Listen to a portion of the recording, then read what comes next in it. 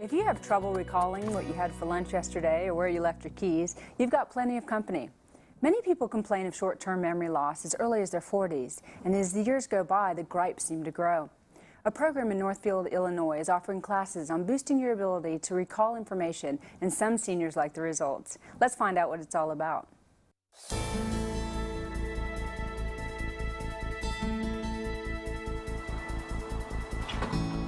Seniors in Northfield, Illinois are going back to camp, Memory Camp. Located at the town's North Shore Senior Center, the camp helps seniors train their minds to retain important information. I've never been very good at remembering people's names and numbers. Like everyone else, I can't find my glasses, and I know I have never been very good at remembering people's names. Such complaints are common and become more so as we age. But the work of the Center on Aging at the University of California suggests that you can rejuvenate your memory using a number of simple but effective techniques. The Memory Camp is based on one of the Center on Aging's programs.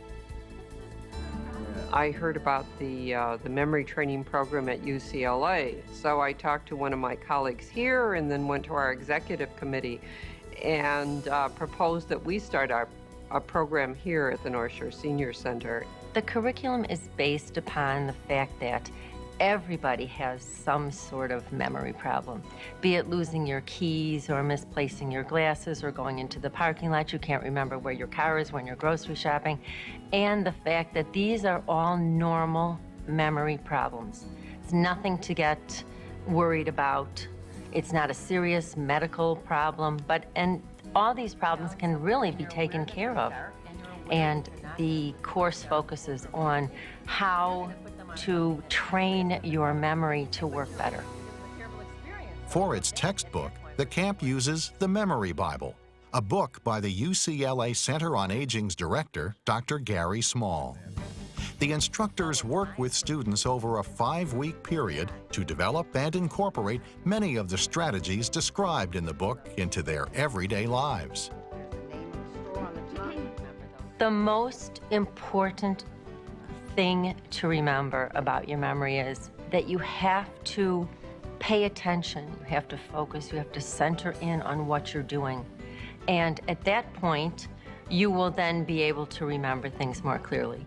One of Dr. Small's key techniques for training the mind to remember is known as look, snap, connect. First, you need to look, to actively observe what you want to learn. Next, snap. Create a mental snapshot of the information you want to remember. Lastly, connect.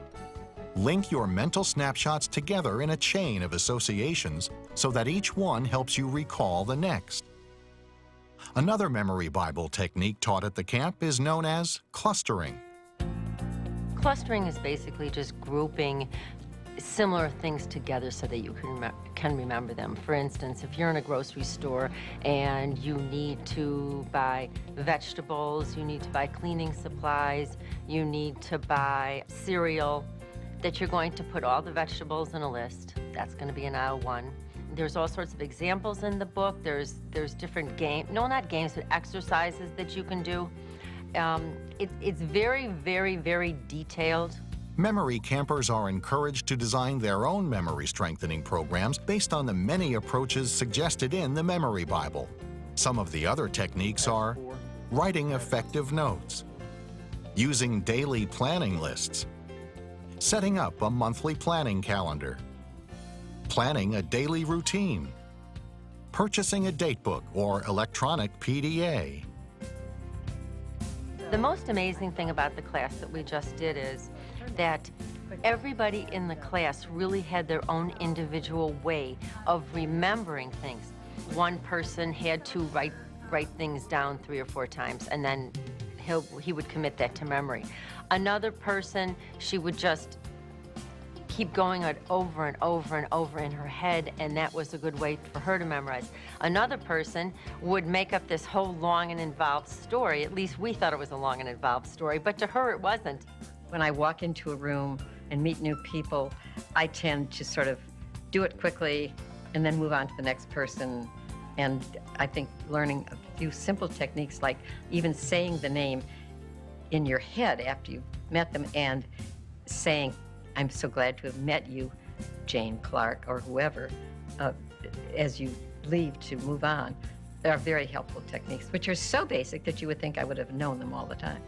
Because of this course and because of the words that I heard during our evaluations, I take my glasses now, and there are tortoiseshell rims, and I put them on a white surface so they show up quickly that way.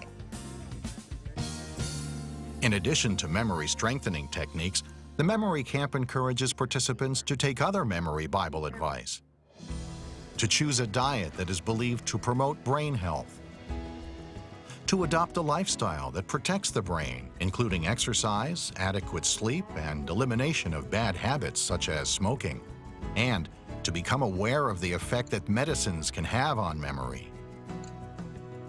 It's all information that campers can put to use right away, which may explain why the camp has become so popular. But everybody had a name tag on. So I felt that I gained a lot of new ideas on how to keep my memory sharper.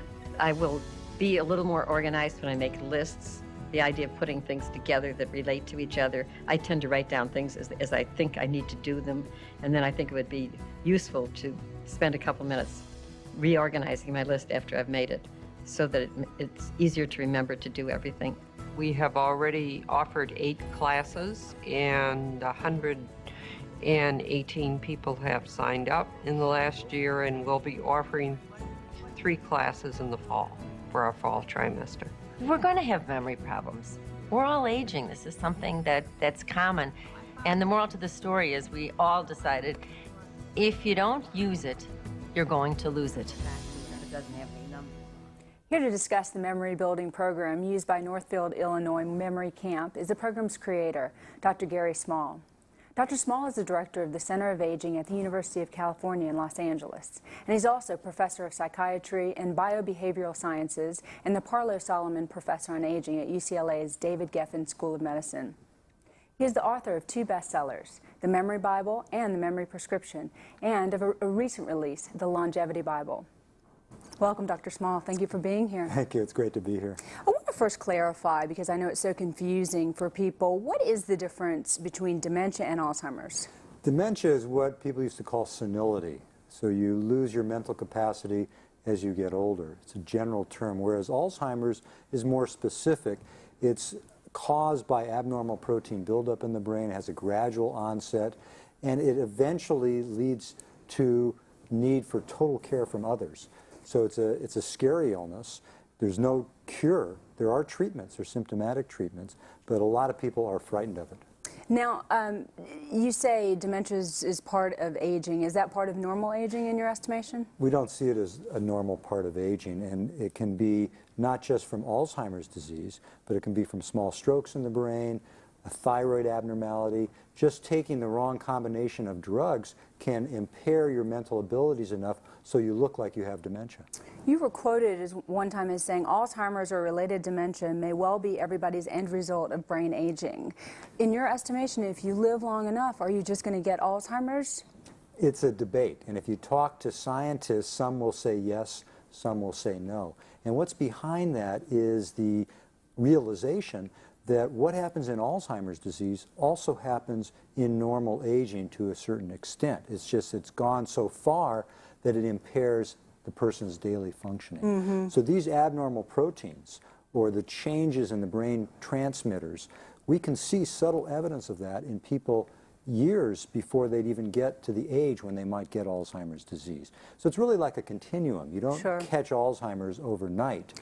But that's really hope for the future, that we'll be able to treat these conditions before it impairs daily life, and we'll be able to delay the onset. Yeah, and it's such a good segue into the memory camp. First of all, congratulations. I mean, what a concept. I understand that in just 14 days, you guys have done some research that your memory can improve up to 5%. We just completed a study that we published showing that when people start applying these strategies, that their brain efficiency increases dramatically when we measure it on brain scans. And yes, there's a 5% change, not randomly throughout the brain, but in a specific memory center that controls that short-term memory that really bugs us all. When you walk into a room, you can't remember why you're there. Yeah. That kind of thing can be improved. How did you think of the memory camp? Did you have a, as they call it, a senior moment, or what happened? It was basically based upon the Memory Bible. So the idea was we needed another program at the Center on Aging, so my executive administrator said, let's do another program. I said, well, let's create a camp. Let's create a small group setting where people can learn these techniques. Some people like to take a book and work on things on their own. Other people really enjoy going to the gym, working with others, having a book club, and it really has a tremendous impact when you can meet with other people who have similar types of middle age or senior moments, and you can work. Right brain exercise. How many squares are in this figure? The answer, 30. Hello again. We've been speaking about memory and brain health with Dr. Gary Small, professor at UCLA's David Geffen School of Medicine and director of the University Centers on Aging. Welcome back. I want to find out more about the memory camp. How do you train your instructors that were in our segment, for instance? Well, we've created a curriculum, a handbook that standardizes the education at each meeting. We have 5 weeks, about an hour and a half per week, and we give them examples of how to teach the information to the students. There's lots of exercises, there are handouts, there's even homework, and it makes it easy for a volunteer to pick it up and teach it to other people. We're finding that people who volunteer to teach the courses are people with their own senior moments that want to learn to improve their own memory. Because it's universal, it affects us all. Really, by the time you reach your 40s, you begin to notice memory changes. And the memory camp is actually to prevent further loss of memory and to be proactive as opposed to catching, for instance, dementia in the 3rd or 4th stage, right? It really is a proactive program, and it gives people immediate results so they can notice changes in their memory, improvement in everyday memory skills. And at the same time, if they start adopting some of the other lifestyle choices, healthy brain diet, cardiovascular conditioning, stress reduction, these approaches will lower their risk for Alzheimer's disease. Dr. Small, you've written 3 books, 2 of which are bestsellers, so you've obviously put your heart and your soul into this. How did you get involved and sort of attracted to the whole area of memory itself? Well, it started when I entered geriatric psychiatry. I realized Alzheimer's and memory was the biggest issue to face. And the more I looked at it, I noticed that this is a subtle thing that begins years before you actually get a serious memory problem.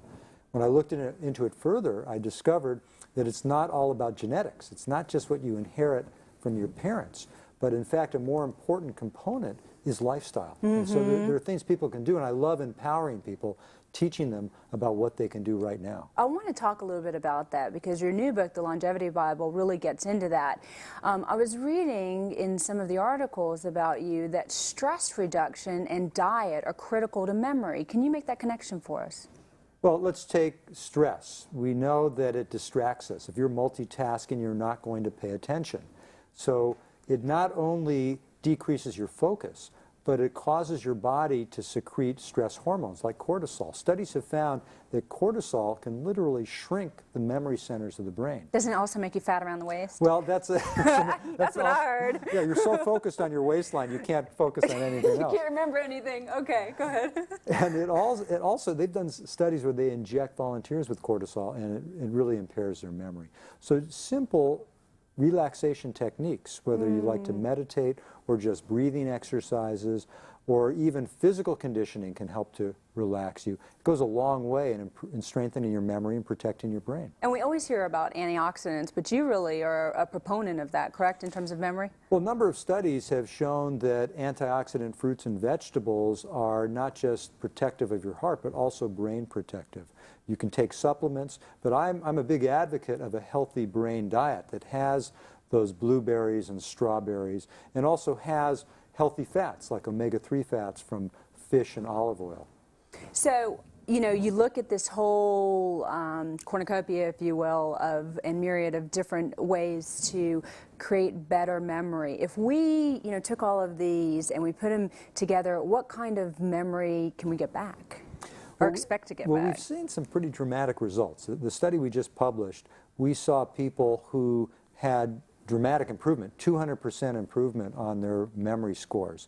And when we looked at their brain scans, when we looked at brain efficiency, it was very dramatic as well. Is that at any age, too, at every age? Well, the people we studied ranged in age from 40 on up to 70, because we know that the brain starts aging pretty early in adult life. So I always say it's never too late and it's never too early to get started on protecting your brain. Now, if I'm 70 plus, can I also You know, you use look this- great for Oh, 70 thank plus, you. I got to tell you. Thank you, thank you.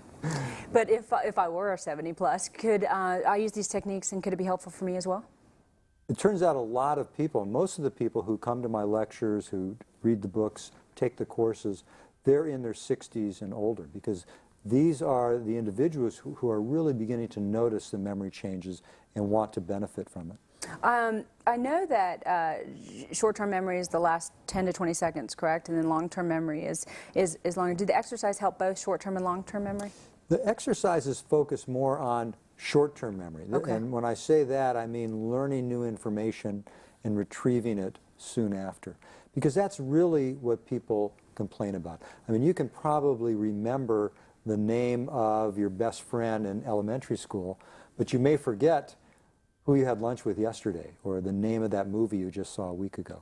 So the short-term memory is much less stable, and the kinds of techniques like Look, Snap, Connect, and other approaches are very effective in improving that. And reiterate that, you're looking at the object. Look really stands for focus your attention. Okay. That's the biggest reason we don't remember. Okay. Snap stands for creating a mental snapshot of the Okay. information, so see it in your mind's eye, and Connect is connecting up those mental snapshots. So I can give you a list of unrelated words and Bring it together. Right, and so there may be a banker, a cigar, and a teddy bear. Some people like it very logical. They'll see the banker smoking the cigar. Other people like to have fun, and they'll have the teddy bear smoking the cigar. Yeah. We featured the camp in Illinois. Are there other camps that are around the country? We started it in Southern California. We started it at the Center on Aging. Just by word of mouth, it's spread throughout Southern California. It's gone to Texas. I believe it's now in Philadelphia. And so there's tremendous interest in this approach. And fortunately, at the Center on Aging, we have a way of sharing it with people around the country. Is this grant supported, or do people have to actually pay for it? There are small fees. It depends on where you take it. We have foundations that are supporting it. It's basically a nonprofit operation. And what kind of impact do you think you're making on our communities and you know, on our citizens? Well, I think there is an impact, and we've looked at this at other Center on Aging conferences, and we had a statistician come in and ask the question, what would happen if everybody in the United States just did one brain-healthy lifestyle? It may be taking a 10-minute walk a day, it may be eating fish a couple times a week. If everybody just adopted one lifestyle change, the estimate is that within 5 years there would be 1 million fewer cases of Alzheimer's disease.